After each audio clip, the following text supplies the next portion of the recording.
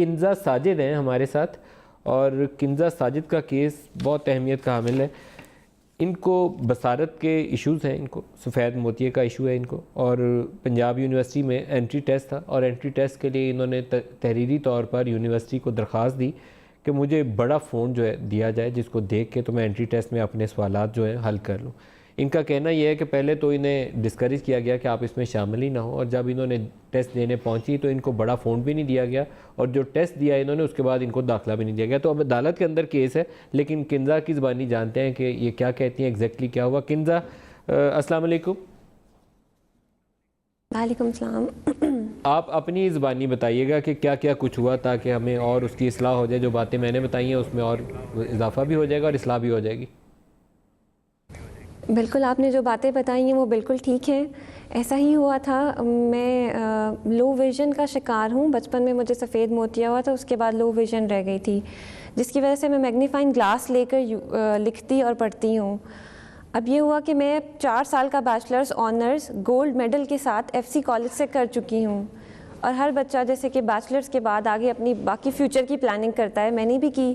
और 4 साल के बाद मैंने अब 2 साल का जो मेरा आगे MS का प्रोग्राम था स्पेशलाइजेशन का, पंजाब यूनिवर्सिटी से करने का सोचा।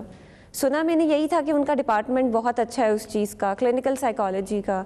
मैंने जब अप्लाई किया तो मैंने अपना मेडिकल सर्टिफिकेट, अपनी सारी मेडिकल की रिपोर्ट्स और साथ में एक एप्लीकेशन लगाई जिसके अंदर मैंने ये लिखा कि इस वजह से मैं फ़ॉन्ट बड़ा चाहती हूँ मेरे पेपर का जो एंट्री टेस्ट का होता है, क्योंकि एंट्री टेस्ट में मैथ्स भी बहुत ज़्यादा होता है और उसमें पावर्स और छोटी लिखी होती हैं, जो कि मुझे करने में बहुत ज़्यादा दिक्कत होती है। अब मैंने जब उनको ये चीज़ें दी तो मुझे टेस्ट से 1 हफ़्ता पहले उन्होंने कॉल करके पहले कहा कि आप ये नहीं कर सकती, तो आप ये ना करें।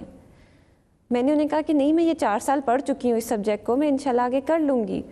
तो मैं जब टेस्ट देने गई, एंट्री टेस्ट देने गई, तो मुझे मेरी सीट से उठा दिया गया और उस कमरे से बाहर निकाल दिया गया।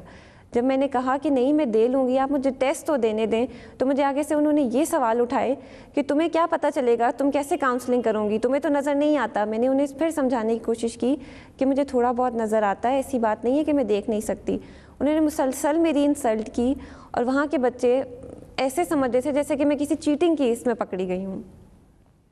मुझे वहाँ से निकाल दिया गया और मेरा टेस्ट लेने से इनकार कर दिया गया। मैं वहाँ बाहर रोती रही। मैंने अपने फादर को कॉल की, वो काफ़ी रिप्यूटेड डॉक्टर हैं।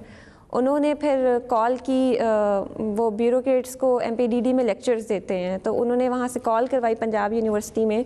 और जब ये कहा गया कि बच्ची को टेस्ट तो देने दे कम से कम आप लोग, तो उनकी टीचर फिर मेरे पास बाहर आ गई और कहती हैं चलें फिर जिस तरह के फ़ॉन्ट में टेस्ट है आप वो दें, लेकिन उससे पहले एक अंडरटेकिंग साइन करें जिसके अंदर ये लिखा हुआ था कि मैं टेस्ट दे भी दूँ तो ये मुझे एडमिशन नहीं देंगे। उस वक्त मेरा मेंटल स्टेटस बहुत अजीब हो चुका था कि मैं बस उस पर मैंने साइन किया। जैसा भी मुझसे टेस्ट हुआ मैंने वो टेस्ट दिया और मैं घर आ गई।